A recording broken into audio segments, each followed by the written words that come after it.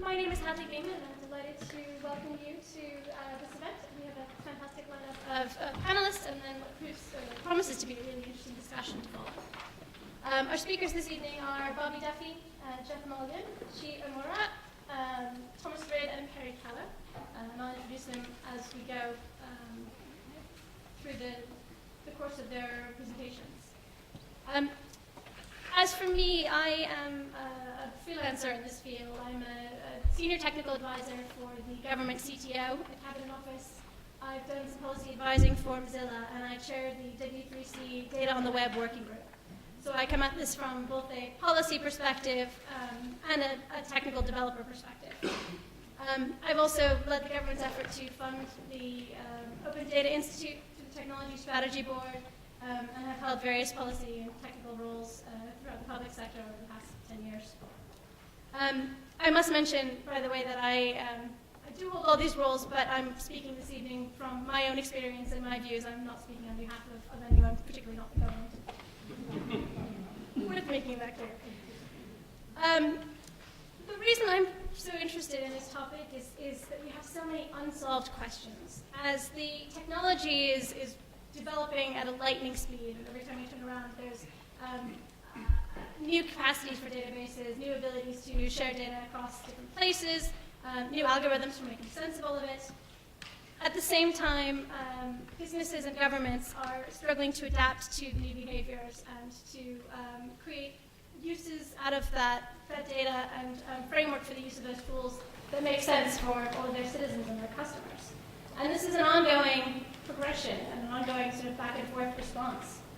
And it prompts all of us to ask new questions of ourselves and come up with new ideas. One of the things that I've faced a number of times in the past 4 or 5 years working on open data is this question of where do we draw the line for what's appropriate? Specifically in medical research data, clinical data about patients. I think many of us would say that exposing the medical record of an individual in order to solve a life may not be worth it. That's potentially a violation of their rights. But what if we expose that medical record in order to advance research and save the lives of 10 people, or 100 people, or 1,000 people? Where do we draw the line? What's the appropriate point at which we say, actually, at that point, yeah, disclosure's all right. If it were my record, I would feel like that's the right thing to do. I don't think that many of us have an answer to that across the country, across the world. And one of the reasons I'm really keen to see tonight's research is, and to hear from our panelists, is to see how the viewpoints are shaping up in different places and where we've progressed on all of those topics. So without further ado, I'd like to introduce Chi Amora, who's the MP for... Oh, I'm sorry. I apologize. I need to introduce Bobby Duffy first. So much for properly organizing my notes. Bobby is the Managing Director of Ipsos MORI Social Research Institute and the Global Director of Ipsos Social Research Institute.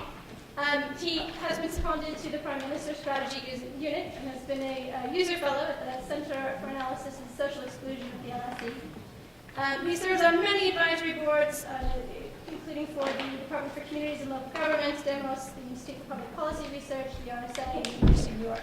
And he is here to introduce the research on personalization versus partisanship. Sorry about that. You can do the slides if you want.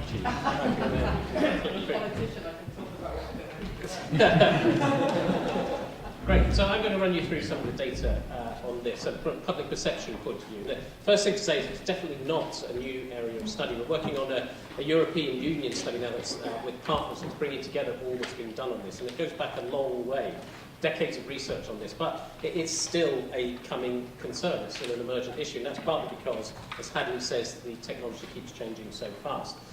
So some of the emergent issues aspects of it is data information sovereignty is the next big consumer issue, said Demos in 2012. It's very important in terms of consumer rights and sovereignty. And then Deloitte, who've done a lot of work in the area as well, including some survey work with us. It's not a quaint 20th century idea. They see the latent demand for privacy as never being higher.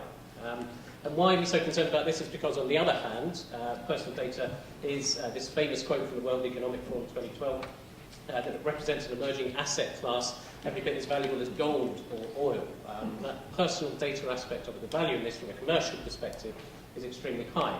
But it's not just about people making money. The value of this data to individuals, very important too. And the My Data initiative that the government is pushing here is a way to try to release some of that, release the data back to consumers to help them make better decisions and inform their lives.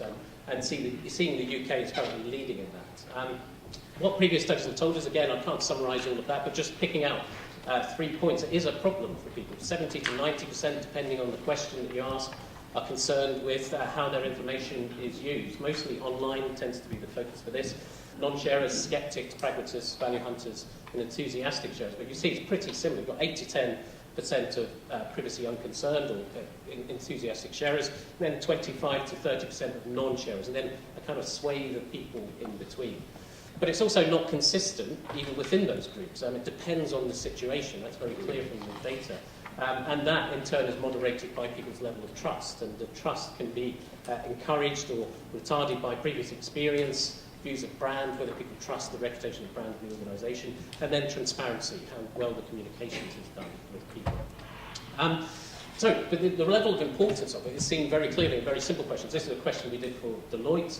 If you found out a company you're a customer with was doing any of the following, which of any would make you seriously considering not using this company again? So whatever you do as a private sector company, the thing you don't want to do is lose people's personal data. 70% of people say that they would consider switching if you lost their personal data. But then next, interestingly, is selling anonymous data about customers to companies to make a profit. 56% would say more than, say, exploiting foreign workers, more than, say, even charging higher prices, more than, say, damaging the environment, and it's fine to pay senior fat cats lots of salaries relative to even using anonymised data. So quite a high level of concern among people for it. So the new international study that we're releasing today looks at this in more depth. It's actually across 20 countries, those ones marked on the map. I won't run through them, but it's also 40 or 50 different questions that we've asked. So I'll only be able to touch on, really just skim the surface of it here. Using something called Ipsos MORI's Global Advisor survey. The key thing to know about this is it's an online panel, and so it's in developed countries. In developed countries, it's representative of the population. In developing countries, it's representative of a more affluent, connected population. But given the types of questions we're going to be asking, which is mostly about online behaviour, it seems quite appropriate for this. And it only includes younger groups, 16 to 64, but it's a big survey, 16,000 interviews in total, and the field work was done in October, so it's all quite recent in those terms. And this is the first, the main trade-off question. So we try to ask people, force people to choose between whether you're happy to share your information about your online activities so that you can get personalised services or relevant recommendations, or on the other hand, I'd rather keep information and online activities private even if I don't get personalised services. So what do you think the balance is, the overall balance in that between green and red? Where do you think the split is? Anyone going to guess? More red. Yes, there's more red on the chart than there is green. In fact, if you look at the total figure, so the total with that little grey bar by it, it's actually twice as many people choosing the red, rather keep things private, than the sharing when you look at the overall. And we're actually quite close to the average on that, with 23% in Great Britain saying they're happy to share to get personalised services, but over twice as many saying that they're not happy with that. The other thing to note about that is quite a range, from Sweden down the bottom there. We often find in these types of questions it's continental Europe who are least comfortable with that type of sharing. And then at the top, it's almost always India, China, Brazil. Across all the different types of questions that we've asked on this type of topic, it is those emerging markets who say they're more comfortable with that sharing. And now there's going to be all sorts of reasons for that, cultural, technology use, all of those types of things. But the thing that seems to show through the data is it's actually related to experience. These countries have also had much less experience with these types of targeted recommendations. So while that's encouraging in some ways, it does seem that over time, those countries, people in those countries are going to become more like the developed world in terms of their concern about privacy and personalisation. So there's a hierarchy in terms of countries, but there's a number of other hierarchies in people's concerns when you look at this. This is just looking at the pattern across different types, how information is used in different ways, the benefits and safeguards that we put in. First of all, we asked a pretty straight question: how comfortable or happy people would be with companies using information about my location and what I've been browsing, and that's the sort of pattern that you get, very similar to the previous slide. Sweden, most concerned, least happy with that, all the way up to India, 4 times the level of happiness with that than you see in Sweden. But then we tried to modify it, qualify it for people, and see whether that changed people's views. And actually, even if you just put, you're happy for people to make profits from using my information about me as long as it benefits me too, even if you don't specify what those benefits are, it does have quite a big impact on people's level of comfort with that. And it kind of follows the pattern you've seen before. Except for Germany. Well, Germany is one of the areas that stands out. Germans are hard to convince on these types of things across the different types of questions that we ask, whether it's a brand that you trust or whatever. Germans are relatively unconvinced by that. But the more interesting one, I think, is anonymised information. The prospect of the information being anonymised has much more effect in developed countries than it does in developed countries. It actually brings it up in terms of level of comfort or happiness to the same level as developing countries. So that is an argument that's clearly started here. People more in tune with that idea of anonymisation actually has no effect in the level of comfort in emerging markets and economies, which is interesting to see if that changes over time too. There's also a clear hierarchy in the types of information and activities that people are comfortable with. So we showed them a whole series of scenarios about whether a website could do different things for you, whether you would be happy your information would be used in that way. So first ones, I'm just going to show the global total in Great Britain just to get through the data. Whether you'd be happy if websites recommended products based on your past purchases, actually a relatively okay-ish level of comfort for both of those, and no difference between Britain and the global total. Same sort of thing for making recommendations based on things you've been looking at within the site, within the same site, same sort of level. Not massive comfort with it, but pretty in tune with what we've seen before. Where people become less comfortable is making recommendations based on things you've looked at on other websites. And that's particularly the case in Britain and other developed countries. That kind of halves people's level of comfort. So what that shows, I think, is that idea of linking activities between your activities on one website, one type of activity, and activities on other websites. People get much less comfortable with people taking a whole view of your activities across the web. And then similarly, making recommendations based on the location of you or your mobile phone. People less comfortable with that. Actually, in Britain, not that much different from making recommendations across websites, but globally, people not quite comfortable with the idea of recommendations based on where you are. And then there's also hierarchies in terms of the organisation, the types of organisation that you're talking about. How far do you trust these different types of organisations? And the top organisation from the ones that we asked about was public sector health providers, healthcare providers, and that's 45% of people say they trust that globally, 41% in the UK, in Great Britain. You might expect a bit more with the trust in the NHS, but still, that comes top of the list in terms of people's level of trust. Next, though, is banks, which are equally trusted around the globe as healthcare providers, but not in Britain. Big drop for banks in Great Britain compared to around the world, which you might expect. It's actually us in Spain that come bottom on that, so it's not just about, this is reflecting broader views of banking you'd expect. And then I'm not sure quite what to make of this one, that your national government comes on a par with supermarkets in terms of level of trust in your data. Well, I'm not sure whether that's a great finding and very encouraging for government that they're as trusted as supermarkets, whether that's a terrible thing that they're only as trusted as supermarkets.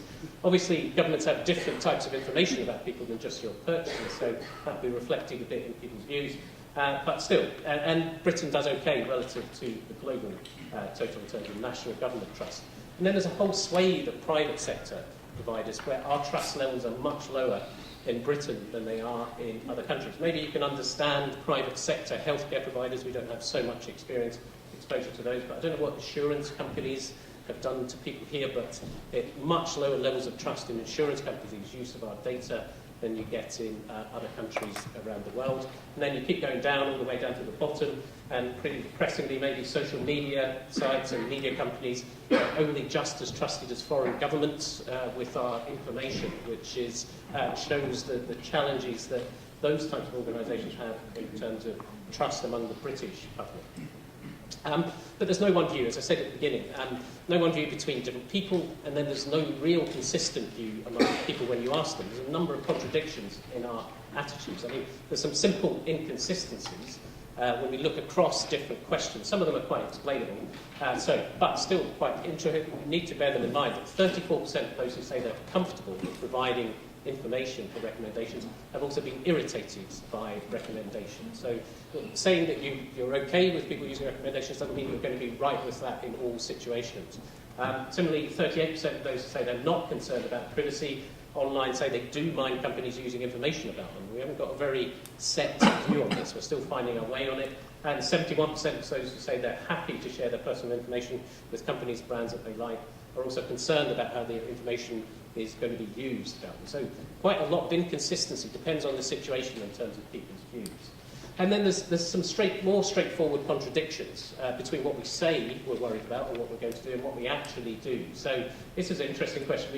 We gave people the option of, I'm willing to pay extra for a service or product that keeps my details private. And actually quite a high proportion of people saying that they would quite like that. 45% of people globally saying that they would pay for that. A bit lower in Britain. We're a bit tighter in Britain on these types of things. Same in other developed countries. But then we asked another question in a different part of the questionnaire about whether they've increased their privacy settings on their current browser, and only 23%, so less than a quarter of people have actually changed it. So half of people globally say that they pay for more privacy, but only a quarter have actually done something quite simple to increase their levels of privacy. And when you look at that in Britain, it means that 74% of those who say they're willing to pay for privacy haven't actually increased their privacy settings. And there'll be all sorts of reasons for that, about levels of knowledge, levels of motivation in it, but it does show that link between concern and action in this area is not often that strong. And then reading terms and conditions is one of the classic areas where there's a bit of a disjuncture between people's concerns and what they actually do. We asked this question, and I often don't bother fully reading terms and conditions on a website before accepting them, and it was deliberately couched to be the softest question you could possibly imagine. It feels quite hard in some ways to disagree with that. But what do you think the proportion was globally that says that agreed, I often don't fully bother reading terms and conditions on a website before accepting it? 90%? 99.99%. Yeah, that would be the truthful answer. Yeah, absolutely. It's actually only globally, it's only 63% of people say that that's true, that they don't often do it. I'm showing the full list here because this is almost like an honesty index. This is a list from top to bottom of the honest and dishonest or delusional countries on this type of thing, because it's just not true that people, 26% all the way down, 43% have read, could possibly disagree with it. And we know it. The evidence does suggest otherwise. It's quite hard to get rigorous evidence on this, but there's some great stories about it. PC pit stop story that you might have seen a few years ago, where they put a £1,000 reward in their end-user licensing agreement. If someone had read all the way to the bottom, you could claim a £1,000 reward, $1,000 reward. They had 3,000 downloads in 4 months before the first person actually claimed it. So that's actually a 0.03% on the previous question. That would be the equivalent of that. But obviously the favourite on this is the Game Station example from 2010. April Fool's Day, they put out into their terms and conditions the immortal soul clause, where they said that they had the right to claim within 5 days your immortal soul. Them or any of their minions could claim your immortal soul. And 88% of people signed up for the immortal soul clause. So the evidence is there that people don't really read these things. But is it any wonder, is the question. Is it any wonder? This is a great bit of analysis by Which from a couple of years ago, a year and a half ago now, where they compared the word count of different service agreements, different terms and conditions, with great works of fiction. And certainly PayPal, many, many more words than Hamlet. iTunes, many more words than Macbeth, and then lots of other ones not doing particularly well, even the shorter ones, thousands and thousands of words. So another study not by us, by Scandia, people saying they'd rather read an instruction manual than read service agreements, which is fair enough, instruction manuals could be okay, but 12% of people say they'd rather read the phone book than read website agreement terms. So we've got a communications issue with people on this. So there's lots more we could and should be doing to communicate with that. Surveillance isn't really about the personalisation debate, but it does set the tone. So we did ask some questions on surveillance. One thing to note is it does set the tone that we shouldn't get too obsessed by. It sets the tone in the media, and it sets the tone when we're discussing it in these types of forums, but actually doesn't have a huge effect on people's perceptions out there. There was a study that asked whether people's privacy concerns had increased and why, and from all the reasons that people gave, NSA, PRISM, anything related to that was actually bottom of the list. Only 20% of people said it was related to that, more related to just noticing that recommendations were coming up. So in day-to-day life, does it affect people that much? But it does set the tone. So we try to unpick this views of government surveillance in a bit more detail, looking at 4 types of activity: telephone calls, text messages, emails, and internet browsing. And trying to cross that with 2 scenarios: a real or immediate threat of a terrorist attack, and to combat crime, because that can change people's views on these types of things. And then 2 target groups, you personally or anyone, an impersonal version of that, to try to unpick what people thought in different scenarios. And then a scale, an 11-point scale, from completely unacceptable to completely acceptable. So we put all those things together into grids with split samples. I'm just going to show you the completely unacceptable bit for ease here. So looking firstly at crime, and looking at these different activities, whether people think it's completely unacceptable for government to monitor these things to combat crime. And here's the pattern that you get for the different scenarios. And it's actually quite interesting. There's 3 things that I point out. There's actually not much difference between the different communications technologies. So telephone, text messages, email, all kind of viewed in a similar sort of way. Internet browsing, maybe a little bit less concerned, but not even too much less concerned with that. So pretty consistently going vertically up and down. Second thing is Britain a little bit more comfortable with it than the global total. And we tend to find that in other questions, a little bit more acceptance of that sort of surveillance approach. But then no difference between your or anyone's. So even when you make it more impersonal, not talking about you personally, doesn't seem to change people's views very much, which is a bit of a contrast with the terrorist threat aspect to it. So again, the same sort of scenarios, and this is the pattern that you get for your, in terms of if there was a real and immediate threat, a terrorist attack, would you mind government monitoring your telephone calls, etc. Interestingly, globally, the unacceptable goes up with terrorist threat. And I think that might be because people don't want to be associated. Why would they think that I'd be associated with terrorism?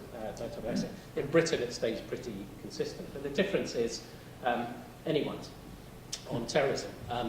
Halving the level of unacceptability, total unacceptability of it. So it's kind of, in some ways, a tipping point in people's level of acceptability.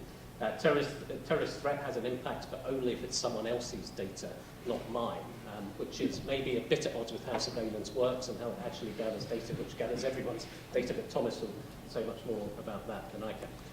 So, just to wrap up from me, the Demos report in 2012 said that people were fearful of sharing their data largely because companies and government haven't been good at explaining how they use it, and I've added that emphasis on because I don't think that kind of captures it really in some ways. That's true, they haven't been good at explaining it, but whether if they communicated more on it, would people actually be more comfortable with it is a question that we've got to deal with. Because it's a very interesting position that we're in, where suspicion and concern are high, but knowledge and then action are very low, and then concern quite often increases as people are told more. Some groups get more concerned as they find out more about this. So transparency does need to increase on this, but there's 2 things. There's a weak incentive to be a first mover in this area, because it's quite, you don't know what those risks are involved. And then there are unpredictable, I think, implications for trust, over aggregate levels of trust, as people do find out more about this. It's quite a challenging area. So actually, in some ways, where we are now is probably more like the conclusions from an earlier Demos report, actually. When asked what we do, when we were asked, we're really worried about it. We want the chance to correct it and limit its use, but every day we make decisions and choices that suggest we don't ultimately care or know enough. I think that kind of reflects where we are now. The point is are we always going to be there? There's going to be a shift at some point, and it's predicting when that is going to be key. And then there is this linking of smart defaults, and the Cass Sunstein, co-author of Nudge, would call it the smart defaults. We've got much greater understanding of how to nudge people into particular outcomes, and then we've got a massive amount of data about them and what their preferences are. So we could be using more of what we know about people to default them into more appropriate options for them. And that includes on privacy. We can actually start to personalise privacy in some way based on previous preferences from other areas. But that's going to concern quite a lot of people. How does that work with the transparency when actually you're nudging people into privacy outcomes that they're not fully aware of? Which is all a bit depressing and worrying in some ways. So just to end a bit more positively, there is an awful lot of potential that people see in smart disclosure, as it's called, as again, Cass Sunstein would call it, but in that kind of my data idea. I would like to have access to the data that companies hold about me, as it could really help me make better decisions, for example, about how I spend my money. You get 71% of people agreeing with that globally, and it's even a bit higher in Britain. 74% of people think that's a good idea. And that's the sort of personalisation that would be good to see more of. It's actually, instead of taking away control, that gives control back to people. Thank you.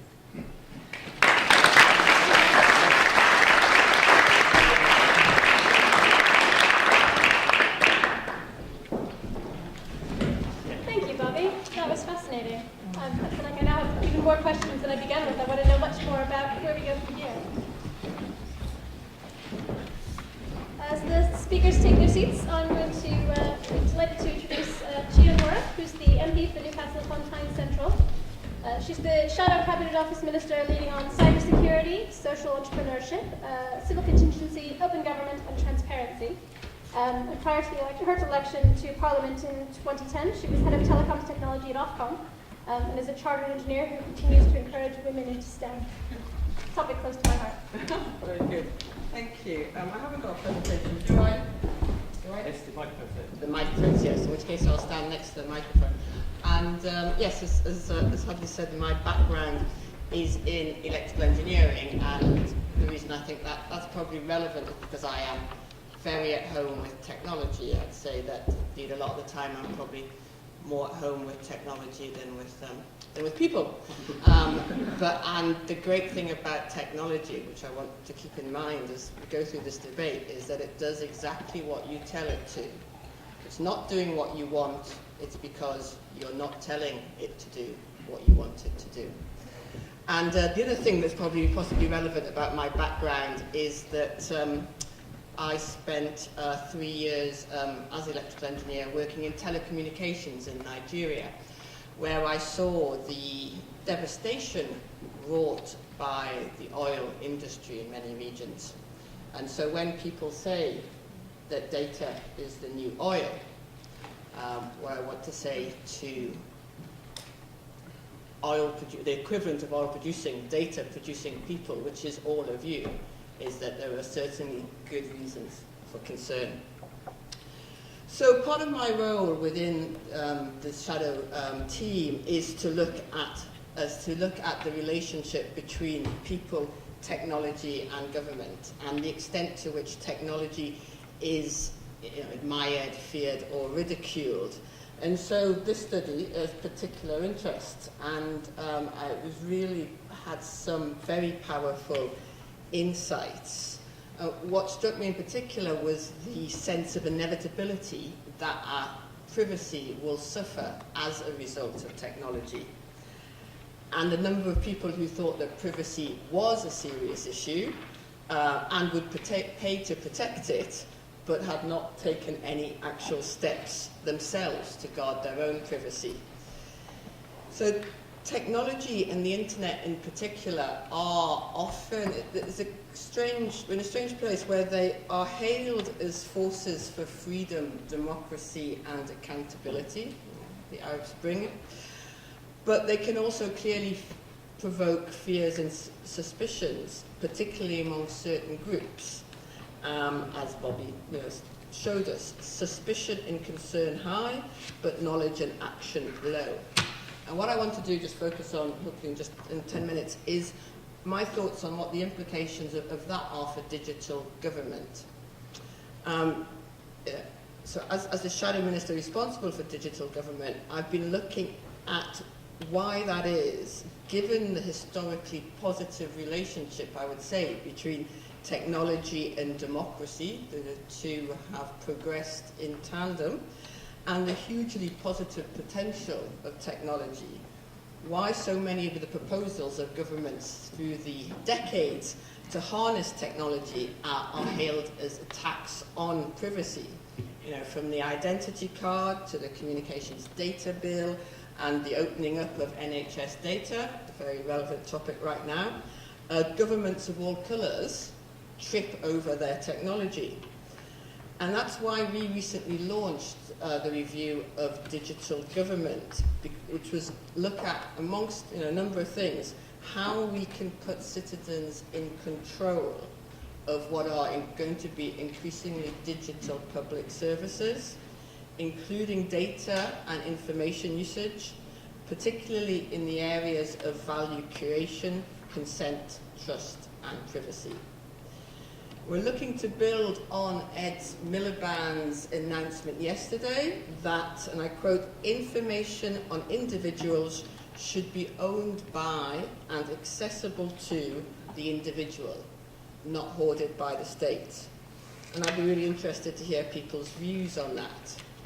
So tackling inequalities of power is something that Ed and the Labour Party are historically and currently committed to for a post-2015 government.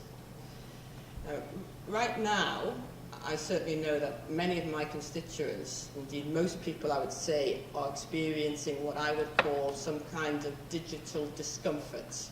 You know, whether it's the security services knowing everything that we're saying, or it's Amazon telling us what we should be buying, or it's our children exposed to online porn, or it's Google recording our every move, or simply the onslaught of spam. I think last time I spoke to Cisco, they said that 72% of the bits that go across the Cisco network, which is basically the network, are spam.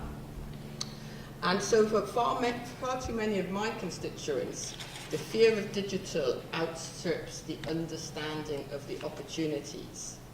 And I feel very strongly that if government and industry don't drive the positive power of technology, then it will transform the relationship of between the people and government and the private industry for the few, but it will entrench the disadvantage of the many.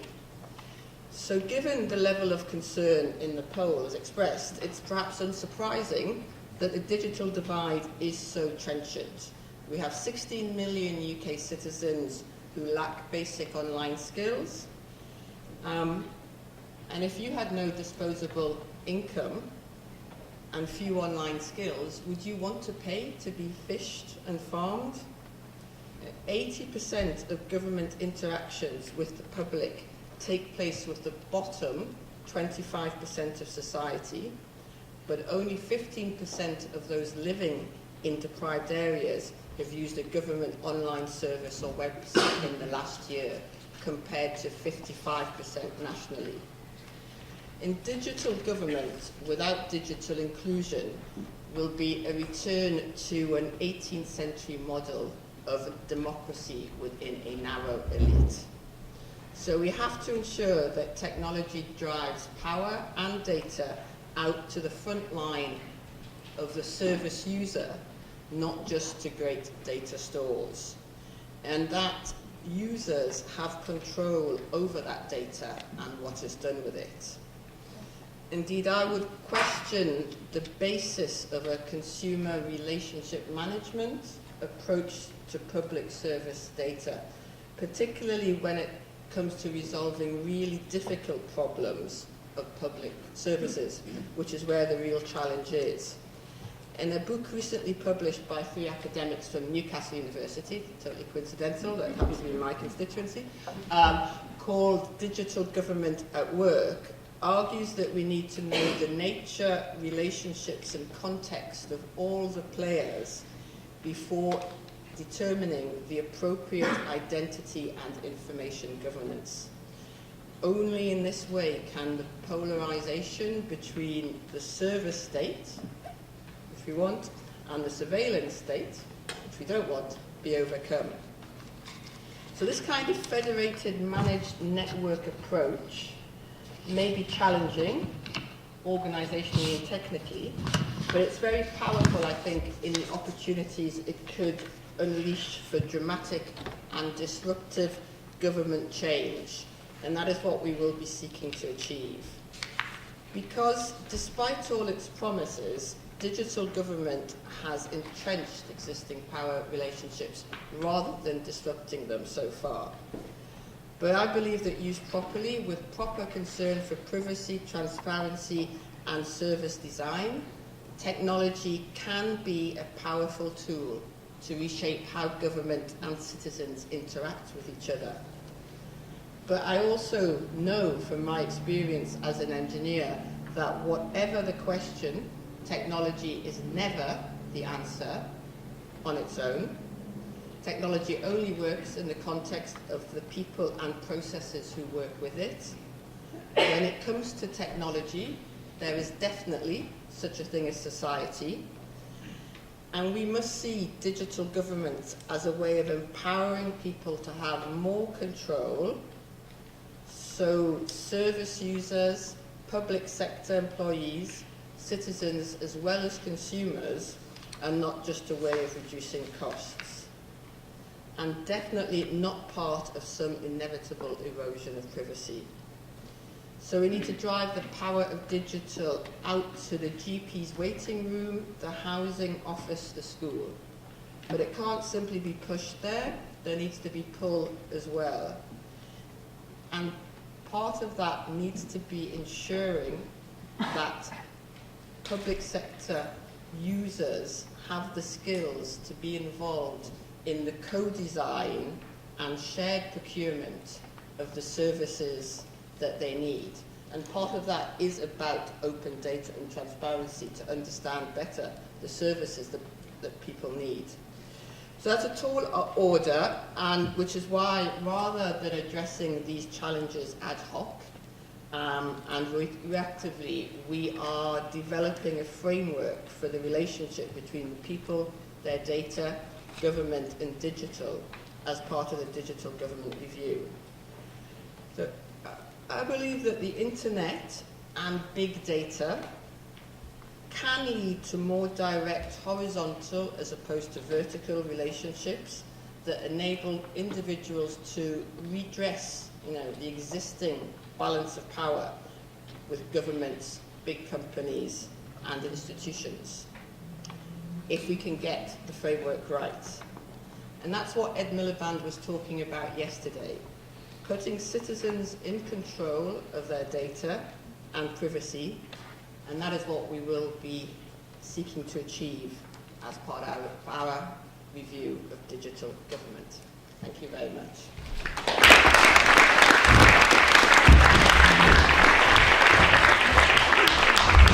Thank you, Chief, for that vision on the relationship between government and citizen, particularly the balancing power with regard to people and process and digital inclusion. Next we move on to Dr. Perry Keller, who is a senior lecturer in media and information law and deputy head of school for education. Before becoming an academic, he practiced law in Vancouver and Shanghai and consulted for the Attorney General's chambers in the government of Hong Kong.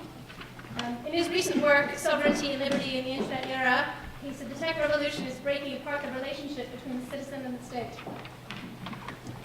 Right. Where you're going to go with this. Somebody's been snooping around on the net. Guilty. Okay. Thank you very much for inviting me this evening. It's a great pleasure to be here and also to see something more of Ipsos MORI, who's relatively new to us here at King's, but a very, very welcome participant in the growing King's family.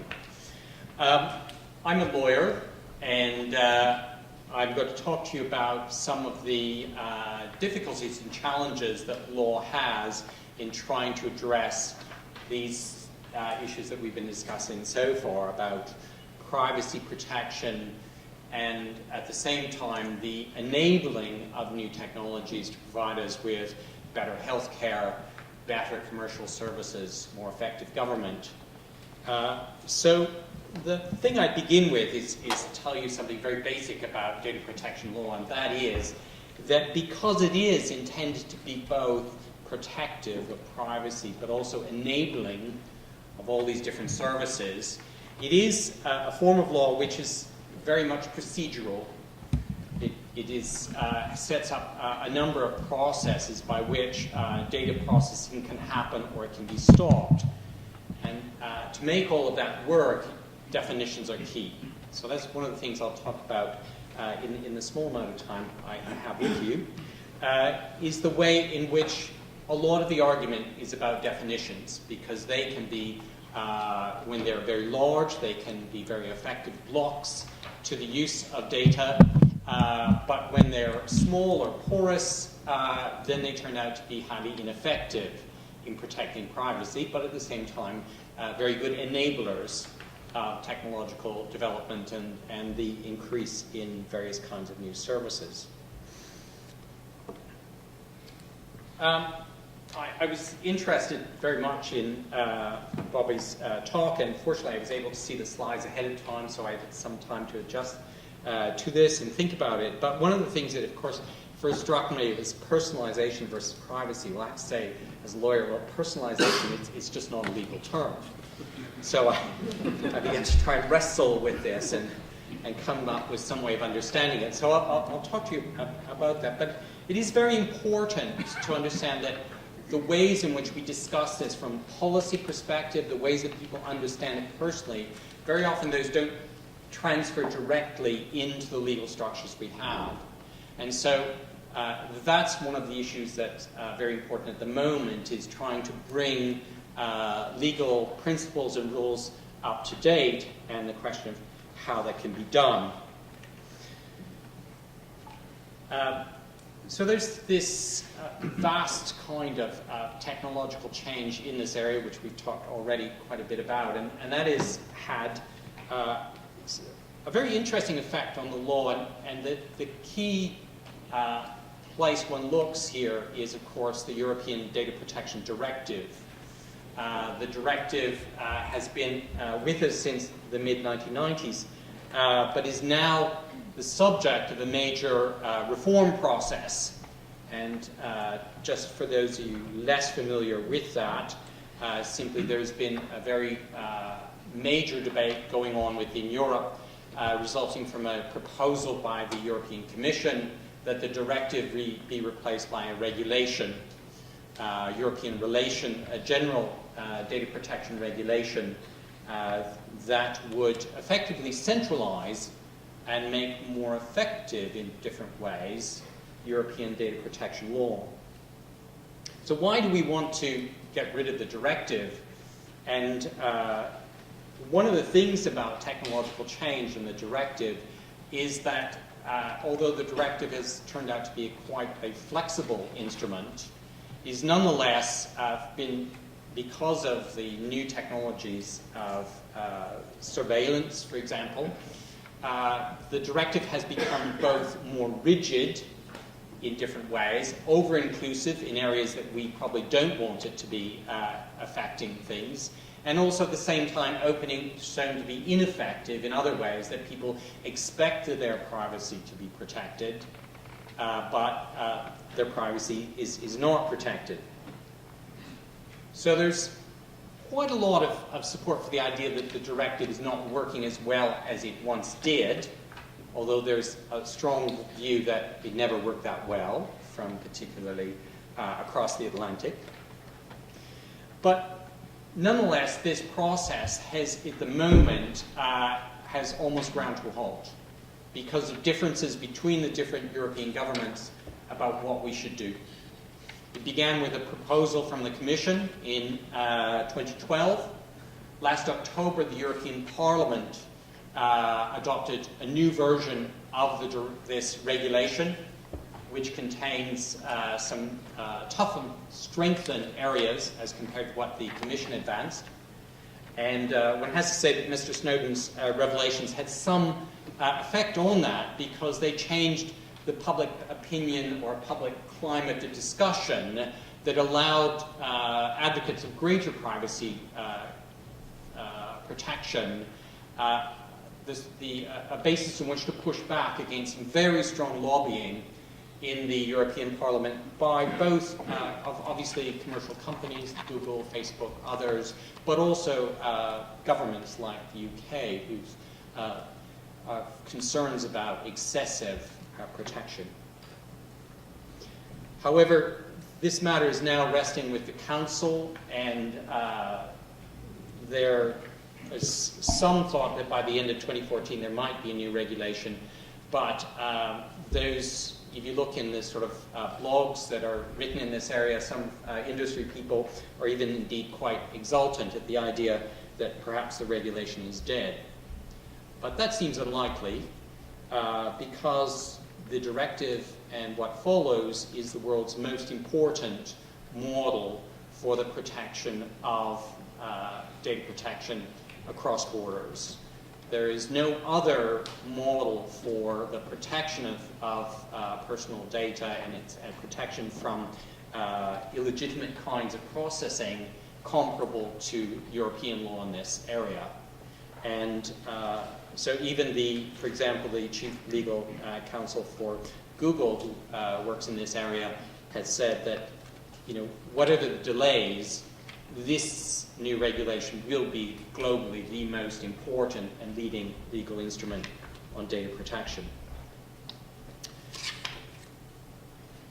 So let me take you then back to another problem with this, which is my main point I want to put forward this evening, and that is that it's not the technology which is the biggest problem. It's because for us trying to imagine what the law ought to be, it's the question is, what is the point? What is it that we're trying to do? Is it privacy?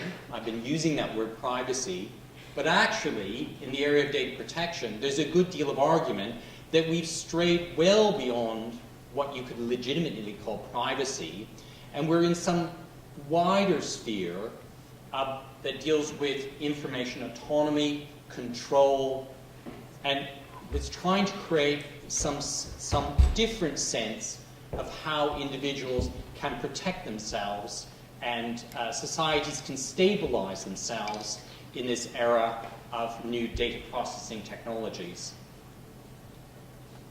Now, personally, I became involved in this because I began as a media lawyer with other previous pasts as well, but I've done many years of work in media law, and I can explain this very simply as to where the problem lies. So you begin with freedom of speech. Freedom of speech is a fundamental right. It's very clear. It begins with speech, writing, through internet transmission. Everything flows out with that basic simplicity. There's some other add-ons about people's access to what I say, but there's a lovely simplicity to freedom of speech. Privacy, as we know, simply doesn't have that kind of clarity as to what it is we're trying to protect. And so constantly in law, we've struggled to define and set the boundaries. And so Article 8 of the European Convention of Human Rights, which is the primary source for the right of individuals to the respect for private life, has been described as malleable, as borderless, and constantly in changing and adapting in very progressive ways, but destabilizing ways. And it is that Article 8 which is at the center of the European directive. But then, as I've just said, there's some sense that we've even left that behind and we seem to be trying to fashion something different. So is it privacy, which is about one's moral, mental integrity, kinds of threats that might be damaging the exposure of my medical information in ways that would be highly embarrassing to me? Or is it merely about the fact that I don't like it that when I go on Google and I'm doing something else, that all these ads for wardrobes or something that I was looking at a week ago are popping up? And this seems like this intrusion into my life and I don't like it, but it's not really an Article 8 issue. So my point here is underlying the uncertainties about where data protection law develops is an underlying uncertainty about what we're trying to do. mindful of my time and just wrapping up then, I would just say then that a lot of the argument then about the regulation deals with the question of risk and what are the really most important risks that we're trying to define and protect.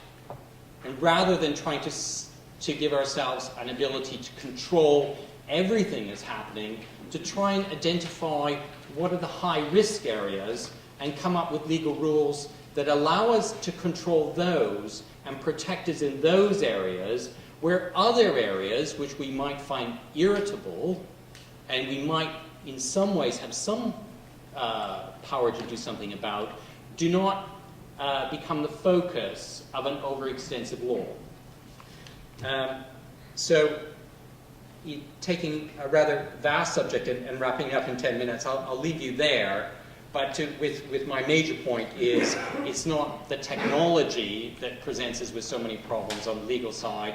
It's really underlying what is the point of what we're trying to do. Right, thank you.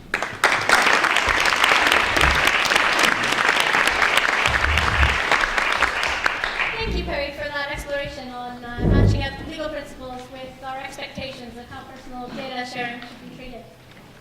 Next, we have Jeff Morgan. Jeff was from 2004 to 2011 the CEO of Young Foundation, leading Center of Social Innovation. Before that, he was in government, serving as a director of Government Strategy Unit and head of policy in the Prime Minister's office. He was the founder and director of Demos and has been an advisor to many governments internationally, and has written extensively on the relationship between government and citizen and how effective democracy is underpinned by trust.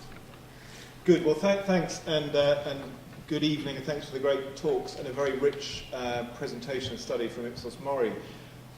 As I walked out of my office this evening at Nesta, I saw we were hosting the inaugural meeting of the Society of Data Miners, which I'm afraid has been ringing through my mind ever since. Obviously, none of you are members of this society because you're here, but it did make me wonder, in 50 years' time, will they be as important to the 21st century as the National Union of Miners were in the 20th century? What happened to the first data miners' strike, you know?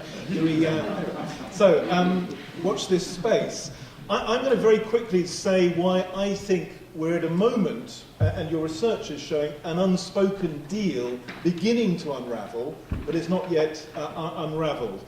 And I'll try and explain what I think that deal is, which is a slightly different one from the one you've described.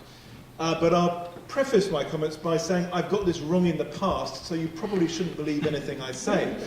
So Bobby quoted from Demos in 2012 saying digital privacy is the big coming consumer issue, and 2008 as well. What you possibly didn't know or were too kind to mention is that Demos published a 3-volume study of digital privacy which predicted it was the great coming consumer issue in 1996.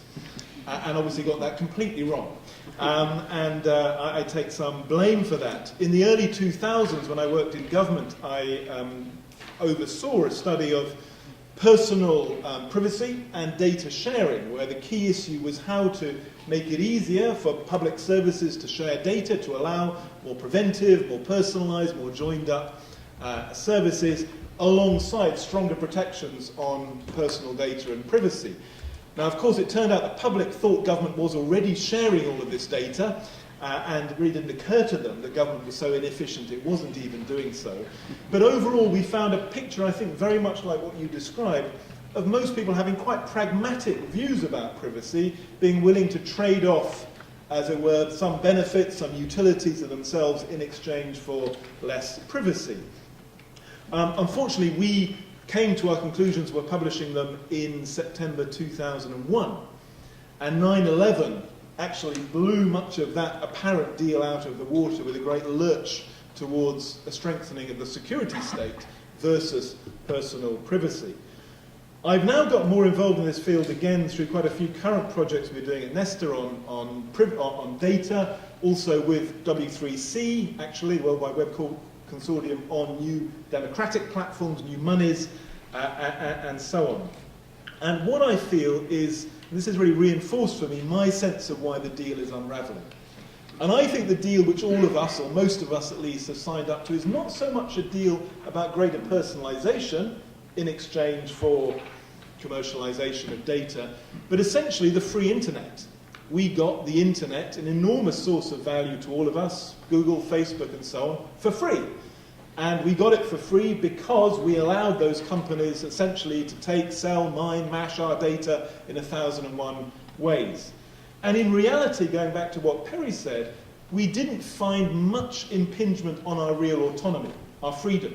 Sometimes we saw governments losing, vast data sets and so on. Identity theft became more of a concern. But I suspect not many of you really found your freedom impinged on by those annoying sort of furniture adverts coming up, on your Facebook profile. They're annoying, but not actually impinging. And that's why the deal probably felt like a pretty good deal. Imagine if you'd had to pay for all of those internet services, all of those Google searches, and so on. And that's, of course, why so many figures thought this was becoming a non-issue. Why Mark Zuckerberg said, look, you've got no privacy anyway, get over it. And at another end, people like Professor Amitai Etzioni in 1999 actually wrote a book very similar in spirit, which said, look, we don't have privacy in a digital era anyway, it's how do we cope with that. Now, I think all of them are in fact wrong in their judgment, and that there is nothing inevitable about the loss of privacy or acceptance of loss of privacy, which I think was almost a conventional wisdom a few years ago. And that we're seeing a change partly thanks to Snowden, NSA, etc., partly thanks to greater awareness of what's actually happening to our data and how it's being sold, but I think fundamentally a concern for autonomy and control. And I suspect this will be driven more by childhood than by anything else, which none of you have mentioned yet.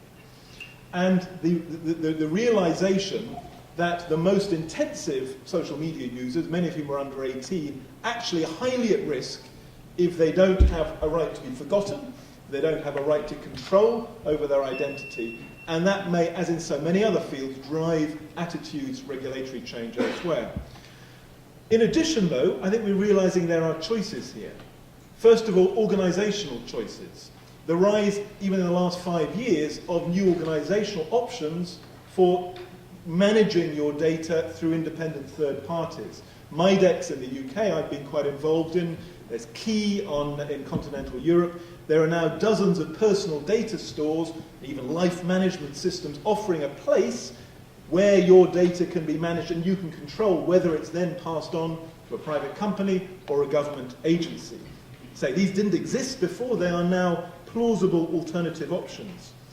We have different economic models, people wanting to monetize their own data to sell it. I don't think that will ever be a mass enthusiasm, but it shows you a very different model of data where it's not inevitable, it's the big company, the supermarkets and so on, who benefit from the value of the data. We have different public sector models, not just, see, my data, but also in the US now it's yellow, green, blue buttons which you can push to get your data, whether it's veterans, education, energy, probably others I'm not aware of. And crucially, we're understanding that actually technologies are shaped. You can shape your whole digital network infrastructure to essentially allow personal control of data. We happen to shape it the way it's done because the decisions were made largely by big companies and the military and governments. But actually you can build into technology design personal control. You can have vendor relationship management, not customer relationship management. You can have blocks on unauthorized reuse of data. And interestingly, many of the biggest IT companies are now shifting and being divided on where they stand in relation to this. Microsoft moving in one direction, Facebook perhaps in the other extreme. It's not clear where that will end up, but there are many more choices than there were before. Now, that's why I think it's ahistorical to believe that people will just say, get over with it, privacy has gone. In past eras, great new technologies like electricity or the car actually came in and precipitated complex social debates about how to get the best of those technologies and how to constrain the worst of them. We're still in the midst of that debate in a highly connected, digitized world, But the lesson of history is people get smart, and they do in the end largely get the technologies they want, and the people who think of these as just something which is pushed onto an entirely passive society get their predictions wrong. We're not there quite yet, for many of the reasons Bobby has shown. I think the deal is unravelling, but it's not yet completely broken. But what for me is interesting is to begin to think about what might be, as it were, the New Deal around all of this. Even the sort of digital Magna Carta, which starts setting out what are our rights, what are our duties, what privacy actually means. And my guess is out of that will come some very strong rules, like, say, for children, the right to be forgotten, the right of control. I think the European Union, which is having very intensive debates at the moment, which are greatly accelerating since Snowden, and I've been to quite a few of them, will try and set much tougher standards on this than the US or any other parts of the world. And because the EU is 500 million citizens, they will, as you said, Google and others realize they will have to accept that as a fait accompli. And alongside, as it were, the legal rules, we will actually get significant R&D technology funding to ensure that, perhaps it's a generation or two away, the technologies which essentially handle our data are designed in a way which is privacy, citizen autonomy aware, rather than being designed essentially through the lens of the interests of big business and big government, which is in truth what all the technologies we use were designed with that as their lens. And the convergence of, say, a changed politics, a changed culture, changed laws, and changed technologies mean that I would guess that in 5 or 10 years' time we may have very different answers to all of these questions. Thank you.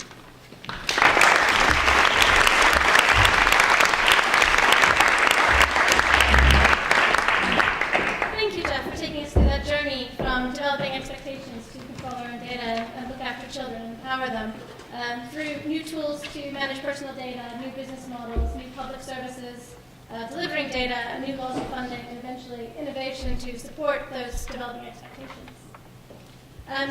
Next, we have Thomas Ridd. And last. And last, before we get to the discussion portion of our evening. He's particularly focused on cybersecurity, dividing that into crime, espionage, and sabotage, I believe, particularly of infrastructure. I know you've written a lot and spoken a lot about how critical infrastructure is at risk. In your recent book, Cyber War Will Not Take Place, you wrote a comprehensive analysis of political computer attacks. I'm curious to hear your thoughts on all these subjects. Thank you very much. Thank you for this kind introduction. I will not speak about cybersecurity in my book, beginning to get somewhat bored by it, so if I may. I would speak about something that's really closer to what we are discussing today, that is trust. Trust in these technologies, companies, governments. Trust came up in practically all statements so far. So I think it makes sense to consider trust in some more detail for the moment. So the question I have is, who can you trust? And I mean it really from every single person's point of view here. You are concerned about your personal data, the data you use in emails, confidential emails, probably about your health sometimes, data that you post on social media, or that you just keep on your computer at home. So who can you trust with the safety of those data? And the answer, I'll give 3 answers. First, the big answer is you don't really have a choice. That's the bad part. The good part is you don't really have a choice because you have to trust somebody. You can't do it on your own. That's basically the problem. You have to trust somebody or something. So there are 3 possibilities. You have to trust technology, you have to trust companies, and really you have to trust the government. And in each single case, let me look at each single separate problem just for a short moment. Trusting technology. If we look at the internet in historical terms, it was a very powerful current in the 1990s, especially driven by engineers and technologists, who said, now encryption has become, the masses now have access to encryption technology, and encryption is the technology that we use to sort of secure communication on route and on our hard drives. now we can trust technology. We can trust encryption, we can trust the computers that we own in our basement, and then we're safe. That view, I think, has been shown to be rather naive today, because, not because you can't trust any technology, but technology doesn't operate isolated from social interactions. I think you made that point very well in your talk. It's an extremely important point, I think. But let me just, we're talking about polling people here. Let me just poll the audience right now for a moment. In the context of the Snowden revelations, you probably heard the stories about encryption and what the NSA and GCHQ are able to do. Who of you trusts encryption specifically less than before the Snowden revelations? Is there anybody here who trusts encryption less than before the Snowden revelations? A couple of hands. People are maybe shy to raise their hand. Let me ask the other way around. Who of you trusts encryption more today than before the Snowden revelations? Anybody here who trusts encryption more than before? Perhaps because you learned something about it in the context of all these leaks. Anybody here? Okay. I would probably trust encryption more today than before, because if you actually look at the details, it's an interesting thing to find out. The NSA was not able to crack strong crypto. The compromises only concern very limited technical aspects of anonymization networks, if you actually drill down into the technical detail. I just make that example to make a larger point. But in order to choose the right technology to trust, and you have a choice between different technologies and different products, you really have to learn about the details, or trust somebody else who tells you about it, like myself. So technology, you have to trust some technology, so I urge everybody to read up on the technology, in the technology magazines, if you like. There's lots of information out there, but inform yourself. Second, on the companies, really quite a similar point. You have to trust some companies, but of course you have a vast landscape to choose from. Just make an example, I know that literally, I assume 70% in this room, because we have many students here, are using some sort of cloud service for your data. Dropbox, SugarSync, Google Drive, SkyDrive, any of those technologies. So you trust these companies with a lot of data. I do too. I use Dropbox. But when you do that, you all know that you do have a choice between those different companies. You also have a choice between different banks. We're used to that from the offline world. So here again, we have the same issue. We have to look very carefully at different products and security architectures, and then make a call. Which one is better? Which one protects your privacy in a better way? So the point on technology and companies is quite simple, and I want to keep it quite simple. You have to trust them, but you have a choice.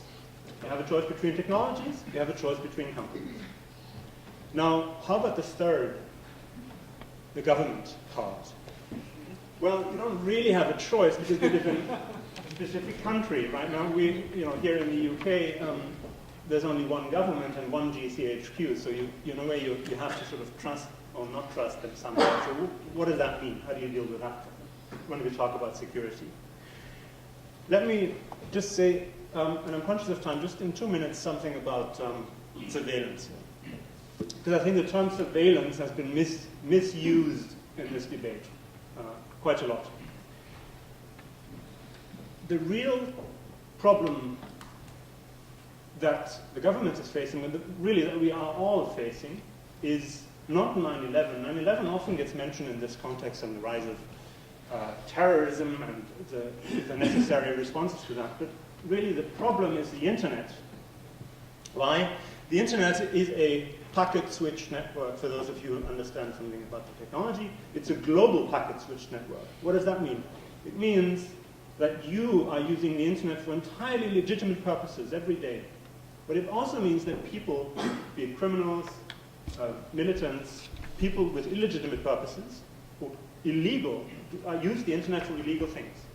Now, the information that you want to be free, imagine a picture of Marx with his beard, for instance, you want to be able to talk about political philosophy, even radical political philosophy, in a free way. We all want this. We're a free society.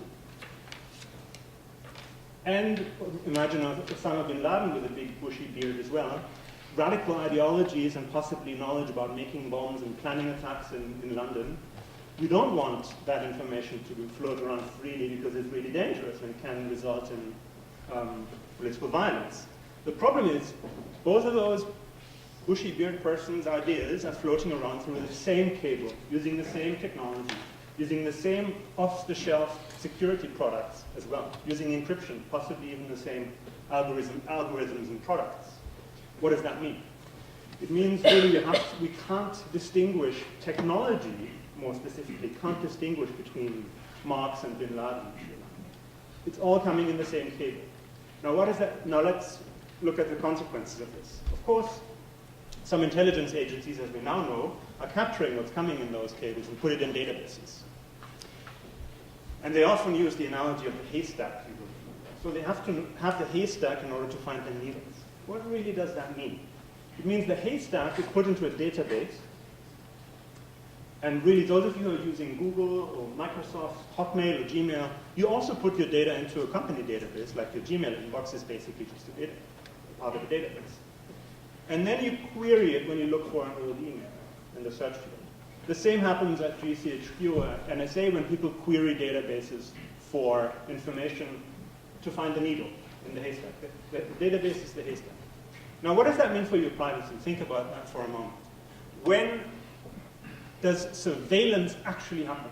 When something is put into a database, nobody may ever look at it and query a specific item out of a database, like the email that you never searched for. When does surveillance start? When you put something into a database or when you pull something out? That's a really difficult question to answer. I would say surveillance starts when you pull something out of the database, not when you put it in. At least we have to discuss this. And this is, I want to close with this thought. When we talk about trusting the government, we have to ask a couple of tough questions to the government. And I'm afraid I don't see this is happening here in the UK and in the United States to a degree. It is happening, but I don't see it happening in the way that I would like to see it. We have to ask questions like, how are these databases actually used? How many of those databases are there? What kind of information is in the databases? How many people have the right and the capability to actually query those databases? How are those decisions to query databases, how are they authorized within the organization? We know a little bit about these questions because it gradually comes out, but we need to know more. I'll give you a very concrete example from the UK. We know that GCHQ, because it's in their mandate in the Intelligence Services Act of 1994, we know that GCHQ and the other agencies are also in charge of serious crime, have a mandate to do something to deal with serious crime. What exactly serious crime is yet another question I leave that at the side. But how often does GCHQ pass on information gathered under a national security mission and basically coincidentally finding serious crime information? How often does it pass on that information to law enforcement? We don't know the answer to that question. We know it happens quite a lot, I'm told by people who know. But we don't know how often, we don't know under what circumstances. We know very little about this question. And this is, I think, this is quite a significant thing. We don't even know whether we want GCHQ to give that information to law enforcement and when precisely. Very difficult thing to discuss. Do you want an intelligence agency that's in charge of national security to actually be in charge of serious crime or crime, more generally speaking? Or would you say, well, if you find out about, say, child pornography, you're doing national security, this isn't national security, just don't touch it. Is that what we want them to do? These are really tough questions and we need to discuss them. So screaming about mass surveillance and the surveillance state, as I often hear in the media, and sometimes even from politicians, doesn't really help very much. I'll close with that. Thank you.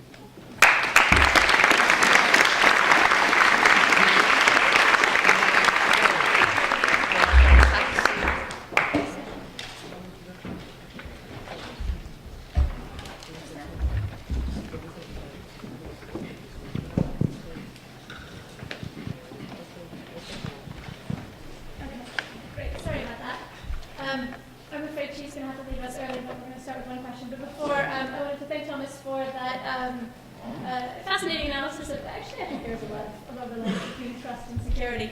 But particularly breaking that down into how much you trust the technology, how much you trust companies, and how much you trust government, and what information you have on which to make those decisions. I think there's a lot there to explore further. Let's move on to the discussion section. We've got about 20 minutes to, I think we've probably got 15 minutes now, to have an open panel discussion. And since she is going to be leaving first, I'd like to encourage questions to her before she disappears. Can I take a set of 3 questions first, and then we'll see if we can put them together? Sure. Thank you very much, everyone. Hi, my name is Ulrich. I'm the head of statistics at the Open Data Institute, which I mentioned very kindly at the beginning. And we've heard a lot about trust today, at the beginning and the end, and how our willingness to participate perhaps is moderated by trust. I believe we've seen this a lot also in the care data, the NHS data that may or may not be shared depending whether you opt out or not. So my question is simply, what creates trust? If you're a data publisher, for example, how do you create trust with the users? Or if you're a company, how do you create trust with your customers? Okay. At the back.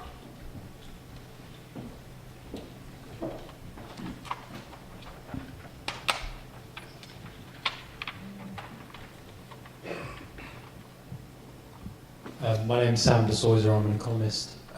My question is regarding gamification and, I suppose, bribery. Is it possible that individuals will lower their resistance to giving away their data if they're incentivized in some way? And is possibly this preoccupation with privacy more of sort of a middle-class Guardian reader type concern than the general shopping public using Tesco club cards and Next Points and the like? Okay, thanks. One more question for this section? Here in the middle. See if we can get a mic to you. I'm pretty loud. I think we're recording, so it's probably best to feed it into the system. Hi, I'm Megan. I'm from Surrey County Council, and this is for Chi. You touched upon CRM, and I just wondered if it's something that we're looking into at the moment, and from what I gather what you said, that it's not something that you advise, or I'd just like you to ask, could you elaborate, or maybe discuss some other options, alternatives? So I think that would be fun. I can actually relate that to trust as well. I'm not sure I can relate it to the third question. But what I said, customer relationship management software is fantastic for managing the generally quite transactional relationship that companies have with their customers. And it'll send them out marketing emails, it will give you perhaps one particular contact point. It will manage the relationship between a business and a customer. What my argument is, and just by the way, I'm not in a position to give advice, but what my argument is, and what the Digital Government Review will be looking at, is that the citizen is not a consumer. They have certain characteristics in common, but somebody who is obliged to sign on because otherwise they won't have enough money to eat, and who will be sanctioned if they don't sign on online, which means that they lose their benefits for 8 weeks, or somebody who is in mental health, we need mental health services. They do not have the same. They do not have the same relationship, not the same transactional relationship, and they do not have the same level of choice that a consumer has. And also, but to be clear, the citizens have different rights when it comes to services than a consumer does. I don't really have that many rights over John Lewis's, I don't think, much as I might like, whereas a citizen does have rights over their digital services. So I believe so.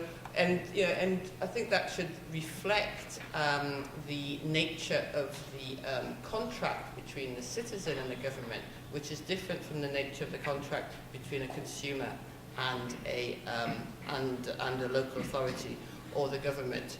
So that's why I don't think customer relationship management systems are an appropriate framework. And if you look at, for example, take John Lewis again, in terms of how they manage that customer data, in terms of the levels of privacy which are required and the levels of sharing, when you've got, for example, a child who may have been forced into prostitution and may have, at the same time, parental issues, and you've got lots of data there that has different levels of privacy and a need to share, but to share in different ways, depending on the relationships between the entities involved, as well as the wishes of the citizen. So that's why I don't think Microsoft CRM, which I'm quite familiar with, can do that. And I think that should reflect the level of trust that we should have in public services. Okay. Thank you. Please Sorry, I have to go. join me in thanking Chi.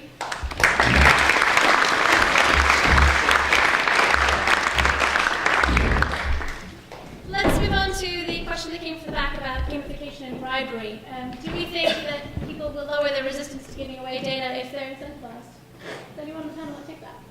Yeah, I mean, there's lots of very clear-cut experimental evidence that people do give up their privacy pretty easily for very small incentives. So you can see that in the survey work, you can see that in experiments that have been set up to actually test people's resolve in giving up privacy. And the interesting thing is even the privacy fundamentalists, so that group that says that they are most averse to giving up their privacy, are actually just as likely to be bribed into giving up their privacy as any other group. So it does kind of show that mismatch between our stated concerns on this and what we give up. I mean, there's a lot of talk in the literature about the extent to which we've got hyperbolic temporal discounting on these things. There's an immediate reward there, but the implications for our privacy are very diffuse in the future. So it's very difficult for people to trade that off, and they're very tempted to take the immediate result of that. And in terms of being a middle-class concern, there is lots of work that shows that there is a social grade aspect to this, where there is a greater concern about privacy, but the higher up the social grade you get, higher up the education is going to get.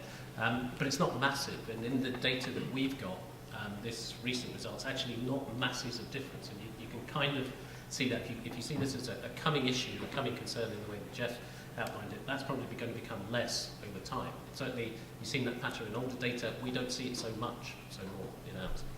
Thanks. Perry, did you want to comment? Yeah, a lot of this flows through to these problems about how do we conceptualize this legally, and I presented to you a kind of dichotomy between privacy as a rather limited but vital area of your psychological, mental, moral integrity, or then a much more expensive idea of privacy that it's about one's information autonomy, control. But actually, there's a different argument which keys into what you said, is this is all the wrong-headed, that actually what data protection is about property, and that it's what the law ought to be doing is enabling people and enabling a market, enabling people to trade their information when they want to, in circumstances in which they can control, and make the market efficient and effective. So that's one of the quite radically different alternatives to the European view as to what we're trying to do with data protection law. Great, thank you. And as the first question, what creates trust between users and their organization, between citizens and government, between customers and company? Thomas? Thank you.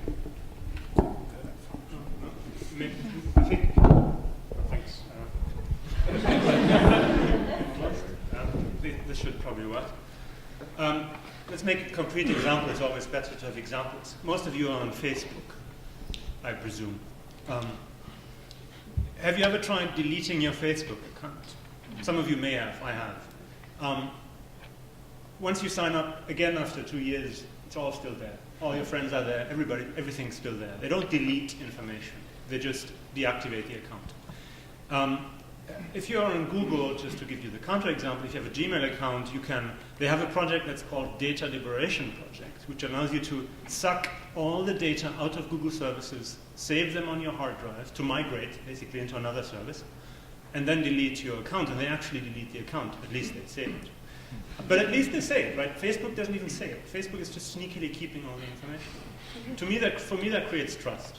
Because I really appreciate the ability to take my data out of the service and then delete the product, delete my profile.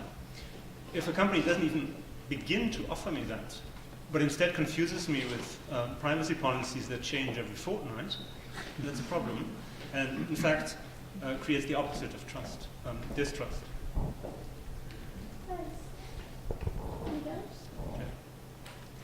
Can I just do a quick poll? I'm just intrigued how many people in this room, how many of you have suffered some abuse of personal data which has actually affected your life in a material way? Maybe put up show of hands. So probably about a tenth or so. Because my guess is that the reason why Bobby got the results he did, and most people are willing to trade their data for a tiny incentive and so on, is that 90% of people, let's say, may be a bit annoyed by some of the things going on, but it hasn't actually impinged on genuine autonomy.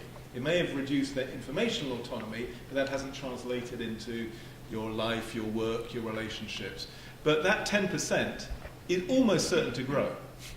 And with each year that passes with our dependence on so many social networks, and our awareness of exactly the difference between the kind of Facebook cavalier behaviour, and it is cavalier, Facebook's attitude to personal data, and others with a bit more integrity, will become more visible. And therefore, the sort of general lessons about what makes us trust institutions will become more important. Ipsos MORI has researched this over many, many years, but we know quite a lot about what makes us trust institutions. They have to do their jobs well, they have to say sorry quickly when they get things wrong, but above all, they have to be seen to have some kind of integrity, some moral foundation. And again, we've seen companies, banks to oil companies, lose it and then have to work really hard to regain it. And I think it's almost certain the next 10 years we will see some of the big network companies lose it and go through the kind of experiences which have hit, RBS, BP, you name it, so many companies in other sectors.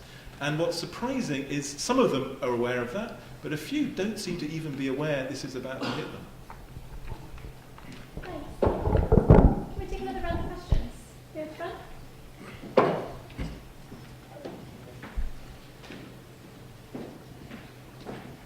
Given the time, I think this is probably the last set, right? Jeff, you've asked this question twice now about how many of us have actually experienced a personal loss from the point of view of data leakage. And the question that occurred to me both times is, how would we know? If companies are behind the scenes coordinating their pricing and price gouging, if our health records are going out the back window somewhere and influencing the cost of insurance, if many of these problems, how would we know? And I think just on the point about trust in institutions, one of the lessons of both Snowden and Leveson and a lot of the big data breaches of recent years is to trust an institution is to trust the most arrogant person in the organisation, the most incompetent person in the organisation, the CEO with the data on the laptop, the least well-paid person in the organisation who's perfectly happy to sell your information. How do we get over the very individual, practical, personal side of that trust? Sorry, that's two questions. That's okay. Others? Yeah, go in the middle.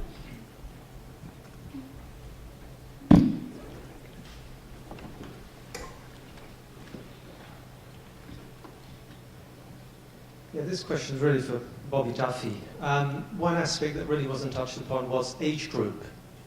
And firstly, whether that information is broken down by age group, because age group gives an indication as to how trends in, for example, Facebook, whether that's becoming a desensitizing aspect on things such as privacy.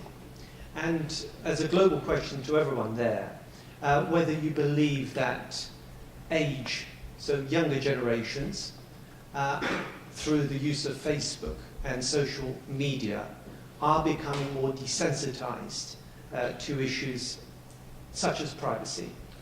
Because they seem to me much more willing nowadays to give away data quite freely, such as photographs, exactly where you are. We haven't even touched upon data location in terms of giving out GPS signals as to exactly where you are through the use of your phone. So really I want to break it down and ask that question. Is age a critical factor in identifying desensitization in these issues of privacy? Okay, thanks. One last question?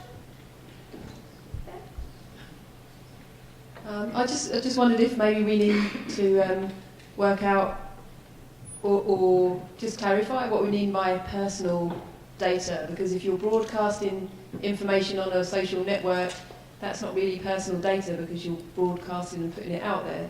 So what is it that we do consider to be personal data, and what is it that we do want to protect? Great, okay.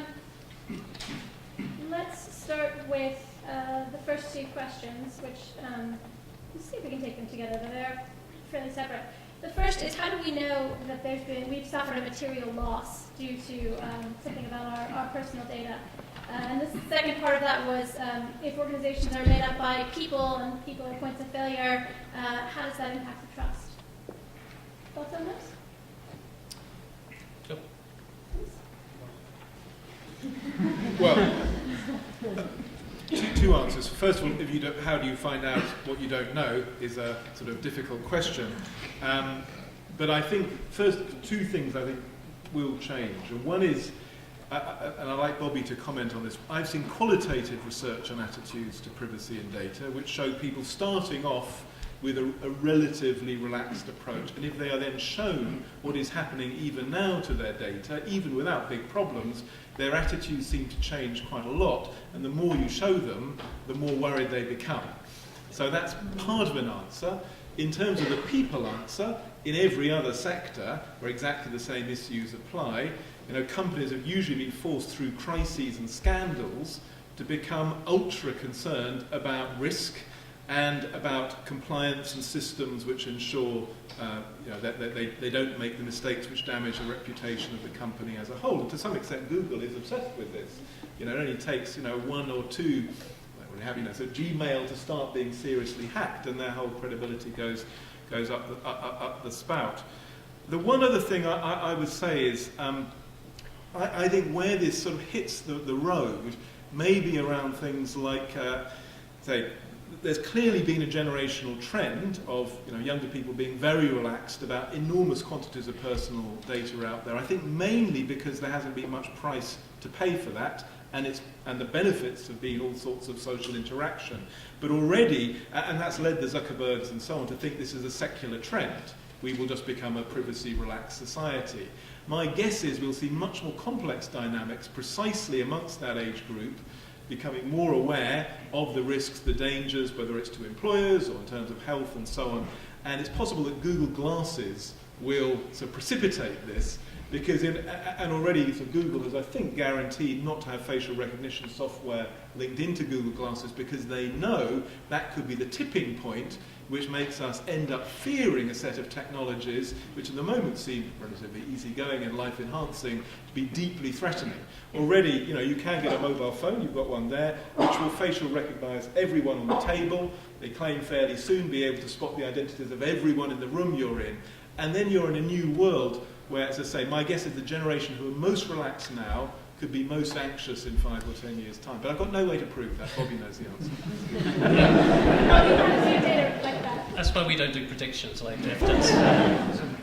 That is the issue with this, is generalising about a whole age group and generation on this is really difficult. Because if you look at the survey data, so the survey data will show a very clear age gradient on that personalisation versus privacy question, where they are more comfortable with sharing more, less concerned about privacy. But within that, there's a great fracturing of different types of reactions to that among young people. They're taking great care over their data as well, and that's just going to grow, as Jeff says, and that's why these predictions become so much more difficult, because countering, so you would expect that if you're looking at it generationally, people will get more relaxed, and where is this coming crisis that Jeff is talking about? But counter to that type of trend, there is definite evidence of the more people find out, the more worried they become about these types of issues. But not everyone. Even that is fractured. Some people, actually, it's the people that are most content right now, that when they find out more, actually become more worried. And so we've got a very broad spectrum of people that are very engaged in this issue, very worried about it, and then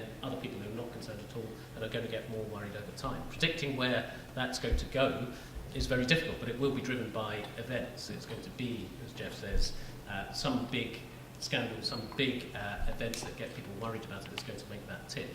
I don't think it's going to be a generationally driven thing. I'm not so sure about children being the drive for that type of thing. I think it's going to be much more event-driven than a generational aspect. Great. Can I quickly respond to this one question, to your question about trusting the incompetent automatically in each organization that you trust? I think there may be a misconception in the question. Your assumption here is that all the incompetent people in an organization are even in a position to do harm, to leak information. I think this is probably not accurate. I was on the phone with Google customer service in the context of enterprise support, and I thought they can just magically go into my account and fix everything.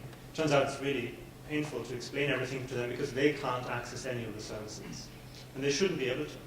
Snowden, as far as we know so far, had no access to the databases that actually contain the content.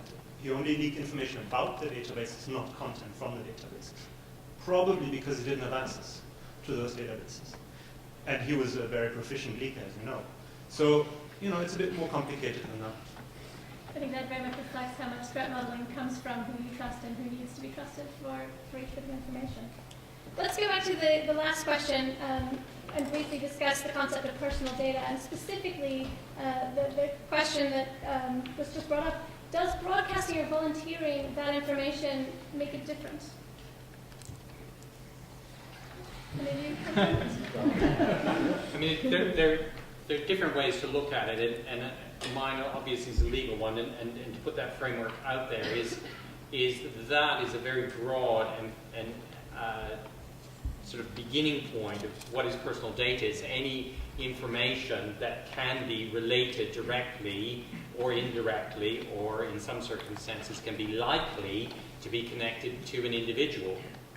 So it isn't itself a controlling device as much as it's a wide net to capture the idea of personal data, and then later you can use other devices such as consent, purpose limitation, others to modulate when you can or cannot use personal data. So that idea itself, it doesn't matter if it's out there in different ways, it's just a big net to capture the basis of what we're talking about. So you're separating access from the data itself? Yes, that's right. Then you have questions about access and the grounds of access to it, and the grounds for use and fairness and lawfulness and things like that. Okay. Any of the others? I suppose, from a public perception point of view, there's been some studies that try to look at what people count as personal data, and again, the problem becomes it means different things to different people in different circumstances. So it's not just the official definition of what personal data is that people are worried about in this. It is all sorts of other interactions that they still view as being used for purposes, and there are other purposes that are particularly beyond their control. A lot of this is about that sense of control.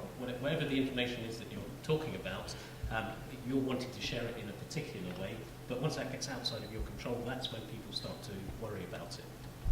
And I think the more we become sophisticated, aware of this, as I think we will, the more finely grained the answers to these questions will be. So I basically trust Tesco with my shopping behaviour, because it's not actually very interesting.